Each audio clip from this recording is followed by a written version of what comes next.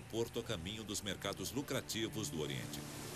E navios chegavam regularmente abarrotados com cargas valiosas de especiarias e incenso. Mas nem todos eles conseguiam chegar ao porto em segurança. O Mar Vermelho em torno de Berenice é traiçoeiro, repleto de recifes afiados logo abaixo da superfície, aguardando para rasgar o casco de qualquer navio que se aproximasse demais. Apenas alguns navios romanos naufragados foram encontrados até hoje. Mas, segundo um mergulhador da região, a 16 quilômetros da costa há destroços de um antigo naufrágio. Seria um navio de tesouros romanos a caminho ou voltando da Índia?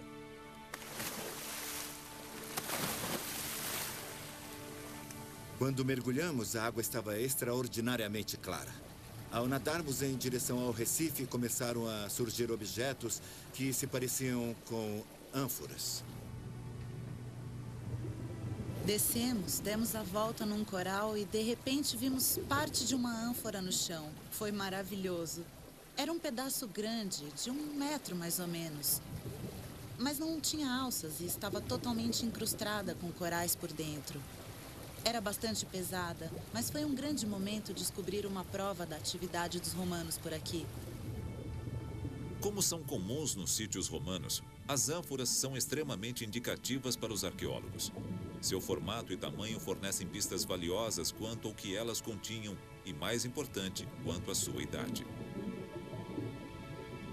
E depois nós encontramos toda a parte de cima, que teria pelo menos 45 centímetros. Talvez 60 centímetros, com as 2 alças e parte do bojo de uma ânfora grande. É a chamada ânfora dupla. E esta, em particular, parece antiga. E com isso eu quero dizer romana, provavelmente do início da era cristã, talvez do século I depois de Cristo, o que é muito interessante. No entanto, isso não significa necessariamente que aqui existem destroços de um navio. Um navio romano transportando ânforas poderia ter encalhado no Recife e descartado parte da carga para diminuir o peso. Mas então eles começaram a encontrar outro tipo de cerâmica. Encontramos tigelas e pratos. O tipo de coisa que a tripulação ou passageiros usariam para comer. Esta é a prova crucial que eles estavam procurando. Mas o número de navios que conseguiram chegar ao porto foi suficiente para tornar os mercadores de Berenice fabulosamente ricos.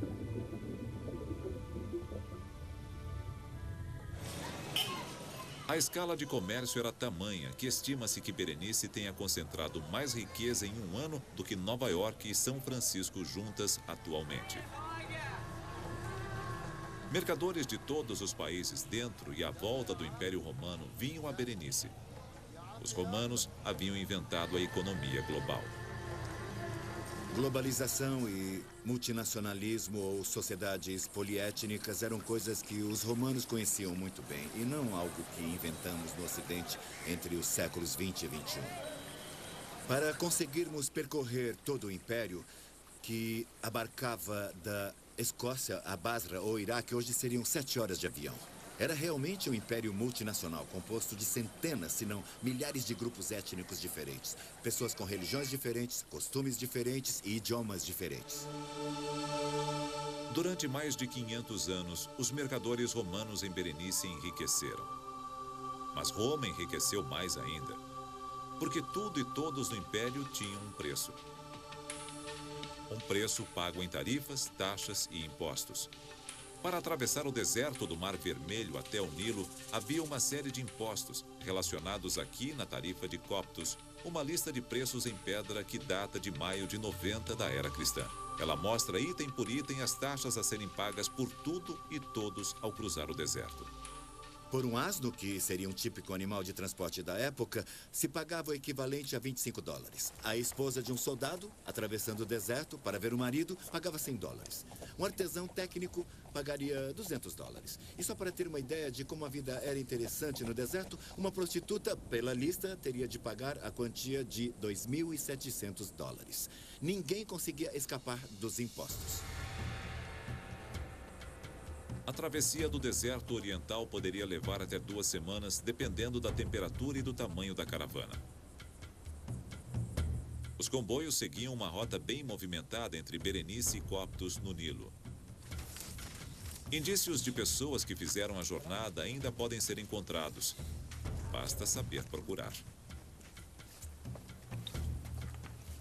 Esta é o Wadi Hammamet, a meio caminho entre o Mar Vermelho e o Nilo. É uma pedreira fundada pelos faraós para a construção de seus grandiosos templos. Os antigos egípcios foram os primeiros a assinarem suas obras e deixarem suas marcas. E desde então, todos os visitantes nos últimos 3.500 anos fizeram a mesma coisa. O lugar está totalmente grafitado. Eu estou mais interessado em duas ali em cima. Em grego e latim, citando o nome do mesmo homem, um sujeito chamado Gaius Peticius. E sabemos, de fontes na Itália, de inscrições de lá, que sua família estava muito envolvida com o comércio.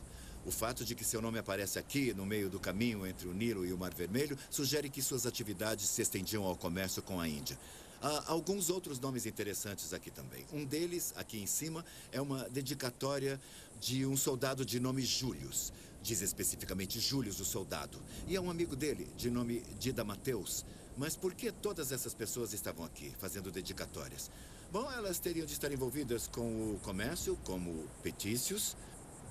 Ou, no caso do nosso amigo Július, o soldado, obviamente ele participava de alguma forma de proteção aos comerciantes e mercadores que faziam a travessia entre o Nilo e o Mar Vermelho. Uma vez atravessado o deserto em segurança, a carga era levada de barco pelo Nilo até Alexandria, depois de Roma, a maior cidade do Império. Para um comerciante a caminho do mercado, ela era o portão de entrada para riquezas incalculáveis. Mas havia nuvens de tempestade no horizonte. No final do século V, o Império Romano estava em dificuldades, quase falido, com seu exército, que já fora invencível, sofrendo ataque em todas as fronteiras. O desenvolvimento econômico do Egito estava prestes a sofrer um golpe. Um novo inimigo, vindo do Oriente, expulsaria Roma do Egito para sempre.